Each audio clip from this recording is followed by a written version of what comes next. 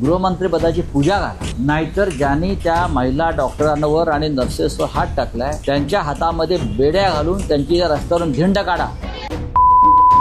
केडीएमसीच्या शास्त्रीनगर हॉस्पिटलमध्ये डॉक्टर आणि नर्सवर जी एका नगरसेवकाकडून मारहाण केली गेली, हे कितपत योग्य? या लोकशाहीमध्ये ही सत्तेची संस्कृती की दादागिरी? आज लोकसत्यवाणीच्या या न्यूज विशेषमध्ये सत्तेची संस्कृती की दादागिरी या शास्त्रीनगर रुग्णालयातील मारहाणीने उपस्थित केलेले प्रश्न. नमस्कार, मी संतोष सावंत. आपण पाहतात लोकसत्यवाणी न्यूज. आज आपण अशा एका घटनेविषयी बोलणार आहोत जिने केवळ कल्याण डोंबिवलीच नव्हे तर संपूर्ण महाराष्ट्रात चर्चा निर्माण केली आहे. केडीएमसीच्या शास्त्रीनगर रुग्णालयात डॉक्टर आणि नर्स यांच्यावर 2-3 दिवसापूर्वीच नगरसेवक रमेश म्हात्रे यांनी कथितरित्या मारहाण केल्याची घटना समोर आली आहे.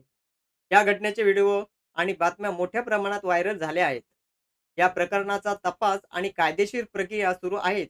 त्यामुळे अंतिम निष्कर्ष संबंधित यंत्रणा आणि न्याय प्रक्रियेनंतरच स्पष्ट होतील. परंतु या घटनेचे काही गंभीर प्रश्न मात्र समाजासमोर उभे केले आहेत. लोकप्रतिनिधी म्हणजे जनतेचा आवाज असतो.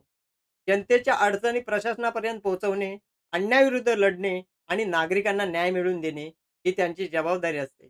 पण जर हाच लोकप्रतिनिधी रागाच्या भरात कायदा हातात घेत असेल तर सामान्य नागरिकांनी कोणाकडे पाहावे? डॉक्टर आणि नर्स हे देव नाहीत. त्यांच्याकडूनही चुका होऊ शकतात. जर वैद्यकीय हलगर्जीपणा झाला असेल तर त्यांची चौकशी झालीच पाहिजे. दोषी असतील तर त्यांच्यावर कठोर कारवाई झालीच पाहिजे. परंतु दुसरीकडे डॉक्टरावर हात उचलणे, शिवीगाळ करणे, धमक्या देणे किंवा रुग्णालयात दहशतीचे वातावरण निर्माण करणे हे कोणत्याही परिस्थितीत योग्य ठरू शकत नाही. एक प्रश्न स्वतः आपण आपल्यालाच विचारूया. जर प्रत्येक जण न्याय स्वतःच्या हातात घेऊ लागला तर न्याय व्यवस्थेचे अस्तित्व कशासाठी? आज डॉक्टरावर हल्ला होईल, उद्या शिक्षकावर होईल, परवा सरकारी अधिकाऱ्यावर होईल आणि पुढे सामान्य नागरिकावर पण होईल. मग कायद्याचे राज्य उरेल की बळाचा वापर?